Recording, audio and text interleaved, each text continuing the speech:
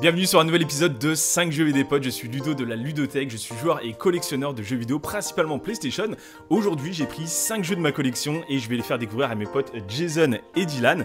Et pour cet épisode j'ai pris 5 jeux qui n'ont l'air vraiment pas terribles au premier abord mais qui sont très bons. Et si on commençait par une compilation de jeux d'horreur sur lequel je suis complètement passé à côté et pourtant c'est sorti en 2024. Cette compilation c'est Retro Realms, Halloween et Ash vs Evil Dead. Et je me suis complètement planté sur cette compilation, je pensais vraiment que c'était en rapport avec le jeu Evil Dead sorti sur PS4, mais pas du tout. On est là sur une compilation arcade style 16 bits rendant hommage à la Super Nintendo, à la Mega Drive et aux jeux d'horreur comme Halloween ou alors la saga Evil Dead. D'ailleurs dans le menu c'est assez sympa, on choisit sa borne et hop ça part. Donc là on est sur Ash versus Evil Dead, donc c'est tiré de la saga Evil Dead mais plus précisément de la série. Et pour ceux qui ne connaissent pas, c'est de l'horreur avec une touche d'humour. Pour ce qui est des jeux, on est sur des platformers 2D avec une très belle direction artistique. D'ailleurs tu peux voir qu'on peut switcher entre deux mondes un peu comme dans Stranger Things. Et on est là sur du pur run and gun, clairement t'avances et t'éclates tout ce que tu vas trouver avec énormément de sang, ça gicle dans tous les coins. La bande son est très bonne également, c'est du 16 bits, voilà, ça rend hommage et ça fait très bien le taf. Pour ce qui est du scénario, il tient clairement sur un post-it et il va être plus ou moins le même par rapport aux deux jeux. D'ailleurs ça fait un lien entre les deux licences, mais bon parfois ça fait vraiment du bien de tirer et de poser les questions ensuite. Pour ce qui est du deuxième jeu, on va y incarner Michael Myers, le protagoniste de la saga Halloween. Et honnêtement en termes de gameplay ça va être assez similaire, il y a juste le personnage qui va changer ainsi que les ennemis. Il y a quand même un côté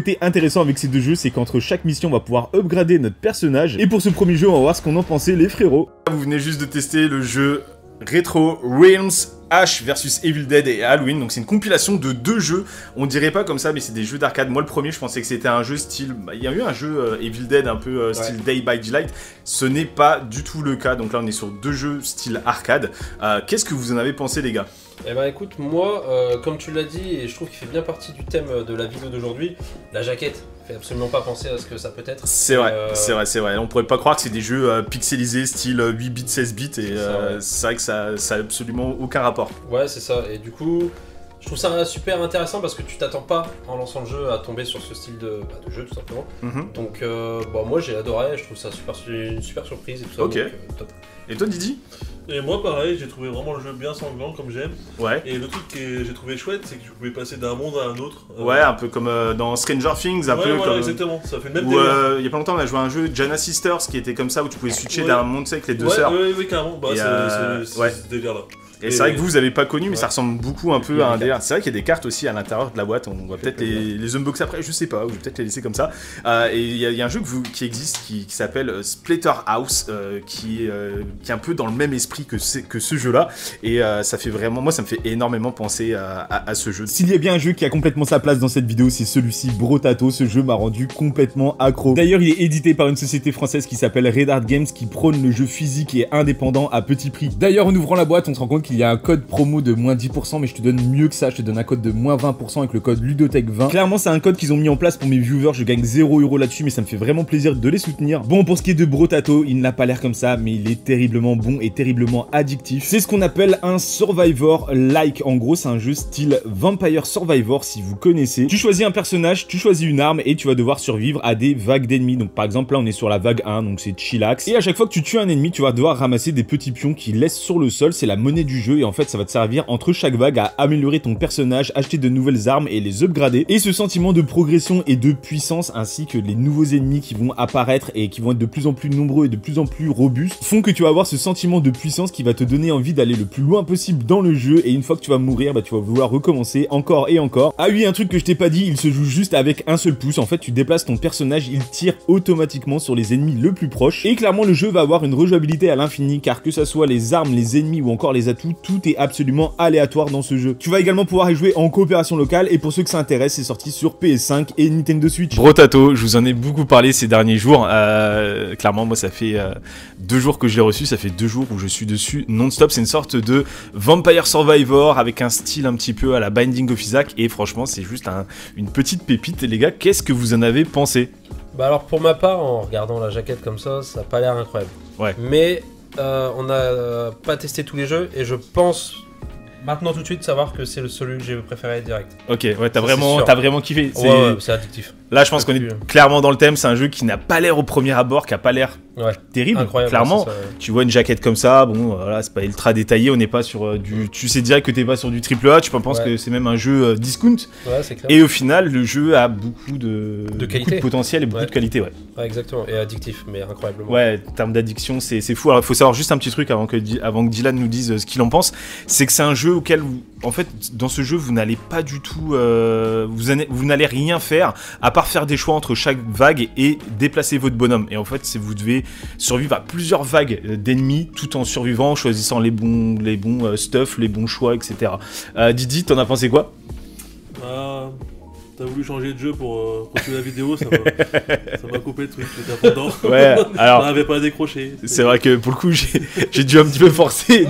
En soi, je devais retirer le jeu, c'était la fin et en fait, Dylan n'était pas mort et il voulait continuer. On l'a laissé continuer, sauf qu'il voulait encore et encore. C'est une drogue, je voulais ma dose de plus en plus forte. C'est ça.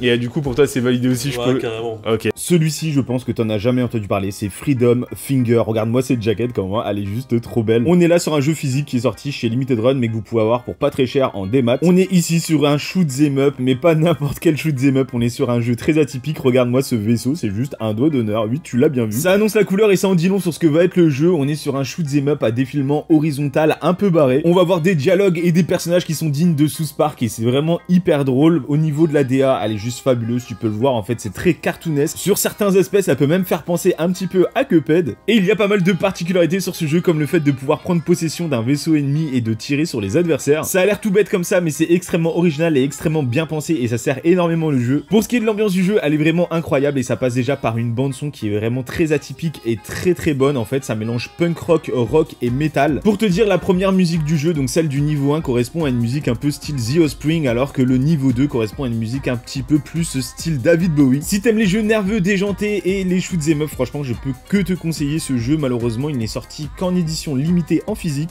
Shoot 'em up assez peu connu, Freedom Finger. Dylan s'y est collé, qu'est-ce que t'en as pensé, frérot? Franchement, incroyable, mec. Ouais. J'ai vraiment kiffé, c'est vraiment what the fuck. Déjà, le vaisseau, c'est un fuck. Ouais. En vrai, c'est vrai que c'est un doigt d'honneur. C'est vraiment trop drôle. Il y a une petite patte cartoonesque, un peu comme Cuphead. Ouais, c'est ça. C'est vrai que graphiquement, il y a un petit côté, un petit flow un peu. Mais voilà, c'est dessiné, c'est un peu. Ouais, cartoon, c'est ça. C'est le mot. Et la bande-son, je crois que t'as kiffé aussi. La bande-son, c'est ce qu'il y a de plus incroyable, je crois. Ouais. En vrai, c'est du métal, du rock, ça. Puis en plus, les objets qui arrivent vers toi jouent en même temps avec la musique. Je sais pas si t'as capté. Ouais. Et franchement, c'est incroyable. En fait, il y a tout un mélange de trucs. Ce qui fait quoi, la recette est assez bonne. C'est vrai qu'il y a une bande-son. Pump rock, rock, metal, la bande son est vraiment incroyable et tout ça, c'est vrai que ça fait une très bonne alchimie. En plus de ça, il y a un système assez novateur où en fait on peut prendre les vaisseaux ennemis pour se les accaparer et du coup devenir l'ennemi pour tuer d'autres ennemis. Tu peux mettre des percutes aussi. C'est assez sympa.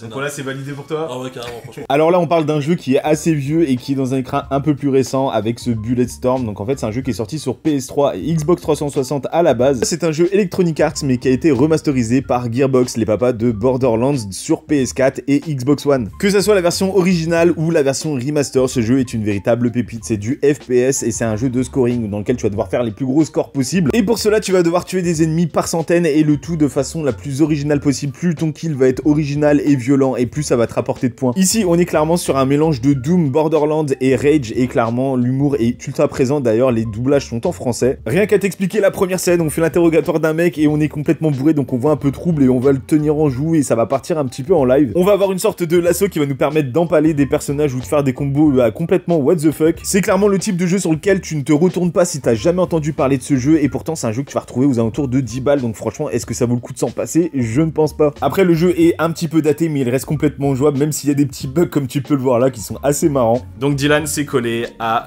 Bulletstorm, donc c'est un jeu qui de base était sorti sur PS3 et qui est ressorti d'ailleurs PS3 et Xbox 360 et qui est ressorti sur PS4 dans une édition un peu pimpée. Je pense que tu connaissais pas ce jeu, qu'est-ce que tu en as pensé? Bah franchement, vraiment agréablement surpris. Déjà j'adore Doom et là c'est bourrin pareil, genre... Ouais, petit côté défouloir. Exactement, genre le personnage il s'illumine un petit peu, tu lui mets un coup pour faire une petite technique, genre l'exploser ou l'envoyer dans le décor et tout. Comme Doom en fait, c'est vraiment du défouloir. Pour le coup oui, c'est un jeu de scoring où on doit tout défoncer, voilà, c'est bête et méchant et c'est ça qui est bon. Et c'est ça qui est bon carrément. Et franchement bah... vraiment cool comme jeu. On arrive maintenant sur Broforce. Certes, je vous ai déjà parlé de ce jeu, mais il a complètement sa place également ici. On est sur un jeu de plateforme où tu vas devoir tout exploser. C'est clairement un vibrant hommage aux films et séries des années 80 et 90 où il y avait de la testostérone à revendre. Et tu vas jouer et débloquer énormément de personnages de cette époque-là, que ce soit du Robocop, du Terminator, du Conan le Barbare ou encore même du Judge Dredd. C'est un jeu qui est vraiment très bon en solo et qui est encore meilleur à plusieurs. D'ailleurs, je vous conseille vraiment d'y jouer à plusieurs. Vous avez de quoi passer de très bonnes soirées avec vos potes en local. Mais au-delà de ça, c'est un jeu qui ne vaut vraiment pas très cher, donc n'hésitez pas à l'acheter ou même à l'essayer, vous allez vraiment kiffer. Et pour ce qui est du reste, je vais laisser mes acolytes vous en parler. Là, les gars, on était sur un jeu qu'on a déjà fait, qu'on a déjà vu, un Broforce.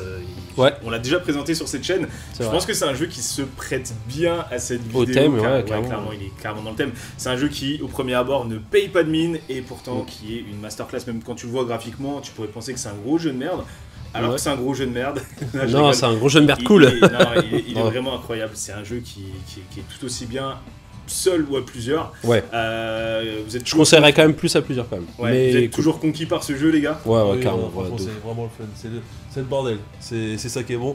C'est qu'en plus, tu peux mourir vraiment n'importe comment. Genre, tu tapes un mur et puis t'as du C4 qui te tombe dessus. La moindre balle, le moindre truc. Ouais, puis mais c'est le côté fun du jeu, justement. Ouais, bien sûr. Et à ce côté aussi un peu film d'action des années 80-90, on retrouve un peu tout. Toi, là, il y avait Texas Walker juste avant, c'est incroyable. Ça sentait la patate et le poulet, c'était juste un truc.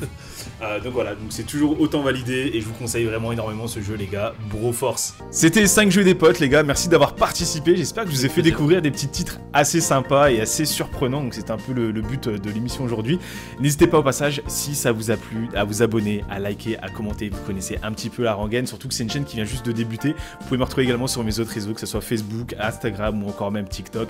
Et à bientôt tout le monde. C'est ça Dylan, c'est trop ça.